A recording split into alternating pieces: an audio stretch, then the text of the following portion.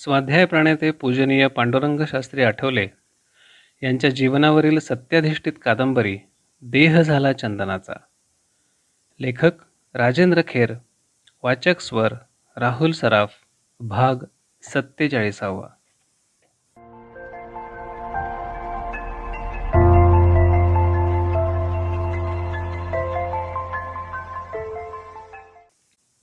मुलुंडशिवाय अन्य खेडेगावांमधूनही पांडुरंग शास्त्री सतत परिभ्रमण करायचे.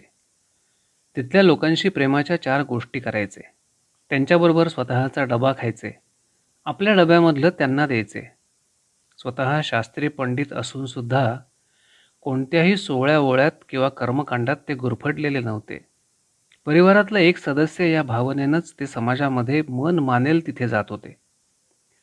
असेच एकदा ते गाडीत बसले आणि एका आडगावातल्या स्टेशनावर उतरले. गावातल्या लोकांशी सुसंवाद साधून झाल्यानंतर ते पुन्हा यथावकाश स्टेशनवर आले. तिथल्याच एका झाडाखाली बसून त्यांनी आपली शिदोरी सोडली तेव्हा एका 9-10 वर्षाच्या मुलानं त्यांचं लक्ष वेधून घेतलं. त्या मुलाच्या अंगावर मळलेले कपडे होते. चड्डी ढुंगणावर फाटलेली होती. त्याची शरीरयष्टी अगदीच किरकोळ होती. कित्येक दिवसात त्याला पोटभर अन्न देखील मिळालं नसावं हे त्याच्याकडे बघून कुणालाही समजलं असतं. त्याच्याकडे बघून पांडुरंग शास्त्रींचं अंतःकरण द्रवलं. ते मनात म्हणाले, माझ्या मातृभूमीचं हे खरंखुरं प्रातिनिधिक रूप आहे. याला प्रेमाचा हात दिला पाहिजे. पांडुरंग शास्त्रींनी त्याला जवळ बोलावलं. आपल्या डब्यामधलं त्याला देऊ केलं. पण त्यांनी काही घेतलं नाही. मग मोठ्या प्रेमानं पाठीवरून हात फिरवीत पांडुरंग शास्त्रींनी त्याला विचारलं, काय करतोस बाळा? काही नाही. वडील? त्यानं नकारार्थी मान हलवली. आई काय करते? कामाला जाते. पांडुरंग शास्त्रींनी चटकन खिशातून 10 रुपयाची नोट काढली आणि त्याच्या पुढे करून ते म्हणाले, घे, असू दे तुझ्याजवळ. तो तात्काळ उत्तरला, मला नको, माझी आई देईल की. आईबद्दलचा कृतज्ञताभाव हा जात्याच असतो.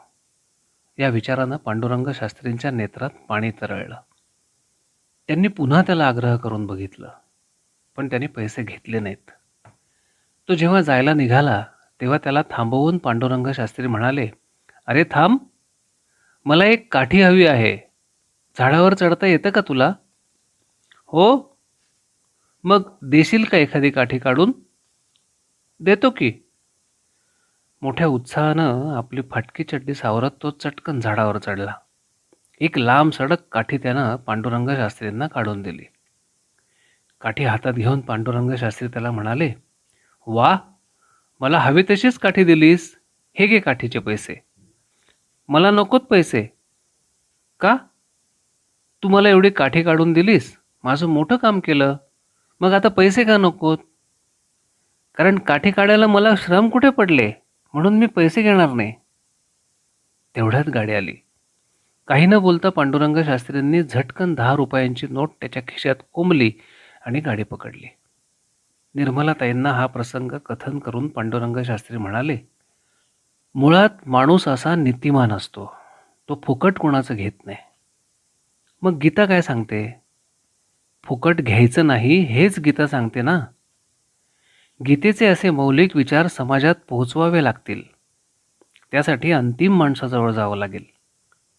क्षणभर थांबून ते म्हणाले, गेले कित्येक दिवस वेदोपनिषदामधला स्वाध्याय हा शब्द मला साद घालतो आहे. वैदिकांची विचारधारा आणि ऋषींच्या परिश्रमाची परंपरा यामधून स्वाध्यायाची निर्मिती झाली आहे. आणि दुर्दैवानं आज समाजाला त्याचं विस्मरण झालेलं आहे. वेद विचारांचं पठण, चिंतन आणि मनन यामुळे विचारशील तसंच गतिमान मानव संघ तयार होतो. कारण स्वाध्यायामुळे परिस्थिती परिवर्तन किंवा मूल्य संवर्धन यांच्यापेक्षा मानव परिवर्तन अभिप्रेत असतं. मानव जागृतीमुळेच परिवार सुखी होतो, समाजाला स्वास्थ्य लाभतं आणि पर्यायानं राष्ट्र बलशाली बनतं. मग त्यांनी स्वाध्यायाचं स्वरूप थोडक्यात विशद करून सांगितलं. स्वाध्याय म्हणजे स्वचा अभ्यास किंवा अध्याय. शुद्ध चैतन्याला अहम आणि इच्छा यांची संगत लागून जो जीव तयार होतो तो स्व. अहम अस्तित्वाची जाणीव ठेवतो, तर इच्छा जगण्याची उमेद राखते. जीव त्यामध्येच अडकून पडतो आणि ईश्वराला विसरतो. खरं तर ईश्वराचं स्मरण करण्यात मानवी जीवनाची कृतकृत्यता असते, परंतु ईश्वर स्मरणाला अधिक उन्नत करण्याच्या मार्गावर अहम आणि इच्छा मार्ग अडवून बसतात. त्यांचा त्याग करणंही कठीण होऊन जातं. मुळातला अहम निर्लेप असतो, पण भौतिकतेचं त्या अहमवर आक्रमण होतं. मग अहंकार बळावतो. तो कोणत्या थराला जाईल हे सांगता येत नाही. जीवाची उन्नती किंवा अवनती करणं हे माणसाच्या हातात असतं. स्वची उन्नती साधण्यासाठी शास्त्रकारांनी मार्ग दाखवला आहे. अहमला घासून पातळ करायचं आणि इच्छेला विस्तृत करून पारदर्शक बनवायचं. या प्रक्रियेत मानवी जीव अधिक विकसित आणि शक्तिसंपन्न बनतो. या प्रक्रियेत जे तत्वज्ञान आहे आणि आचरण करण्याची जी पद्धत आहे त्याला स्वाध्याय म्हणतात. स्वाध्यायाचं स्वरूप थोडक्यात विशद करून पांडुरंग शास्त्री म्हणाले, स्वला ओळखणं, इच्छा आणि अहमचं निरीक्षण करणं आणि प्रभू सान्निध्याचं स्मरण करणं यात स्वाध्याय साधला जातो. या बाबतीत गीतासुद्धा प्रमाण ठरू शकते. गीतेचं आचरण करण्याची पद्धत तो स्वाध्याय. आपल्या वैदिक परंपरेनं मानवाच्या उन्नतीसाठी स्वाध्यायाचा मार्ग दाखवला आहे, पण आज आपल्याला त्याचं विस्मरण झालेलं आहे. कोणत्याही भौतिक साधनांनी किंवा पाश्चात्य तत्ववेत्त्यांच्या विचारांनी माणूस प्रगती करू शकणार नाही. आपल्या ऋषीमुनींनी महत् परिश्रमानंतर दाखवून दिलेला स्वाध्यायाचा मार्गच माणसाचा भौतिक आणि आध्यात्मिक उत्कर्ष घडवून आणेल, मला खात्री आहे. निर्मलाताई उत्साहानं म्हणाल्या, मग त्यासाठी वेळ कशासाठी दवडायचा? पांडुरंग शास्त्री हसून उत्तरले, निर्मला, कोणतंही कार्य करायचं तर त्याकरता आवश्यक कालावधी द्यावा लागतोच. या आजारपणामुळे आता सुधारेल की प्रकृती? डॉक्टरांनी नमस्कार घालायला सुद्धा परवानगी दिली आहे ना? डॉक्टरांनी दिली नाही, मी स्वतःहून घेतली. आदल्याच दिवशी पांडुरंग शास्त्री डॉक्टर परचुरे यांच्या घरी गेले होते आणि त्यांना म्हणाले होते, डॉक्टर, उद्यापासून मी सूर्यनमस्कार घालणार आहे. हे मी तुम्हाला फक्त सांगायला आलो आहे, तुमची परवानगी घेण्यासाठी आलेलो नाही. अहो, मी चांगला तरणा आहे. या वयात व्यायाम करायचा नाही म्हणजे काय? पांडुरंग शास्त्रींच्या स्वभावाची डॉक्टर परचुरेंना पुरेपूर कल्पना होती. पांडुरंग शास्त्री स्वस्थ पडून राहणार नाहीत हे त्यांना माहिती होतं. म्हणून ते हसून म्हणाले होते, हां, घाला सूर्यनमस्कार, फक्त सावकाश घाला. डॉक्टरांची अशा तऱ्हेनं त्यांनी परवानगी घेतली होती. आपल्या जागेवरून पांडुरंग शास्त्री उठले. धोतर थोडं झटकलं. निर्मलाताईंनीही त्यांचं अनुकरण केलं. अभावितपणानं दोघांनी आकाशाकडे बघितलं. इतका वेळ थबकलेल्या चांदण्यांनी आणि नक्षत्रांनी आपापल्या जागा सोडल्या होत्या.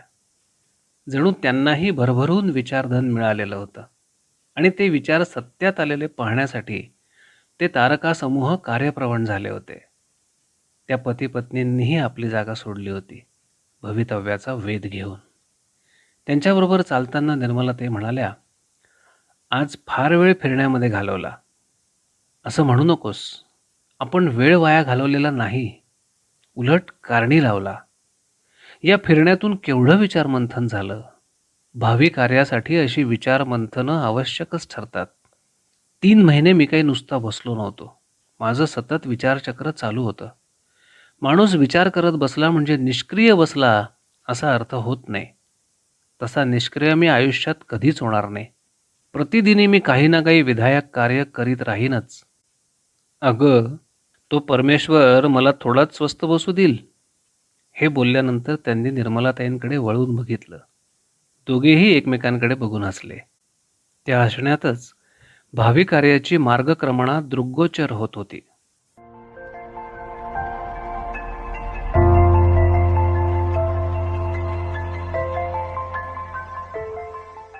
देह झाला चंदनाचा. लेखक राजेंद्र खेर, वाचक स्वर राहुल सराफ.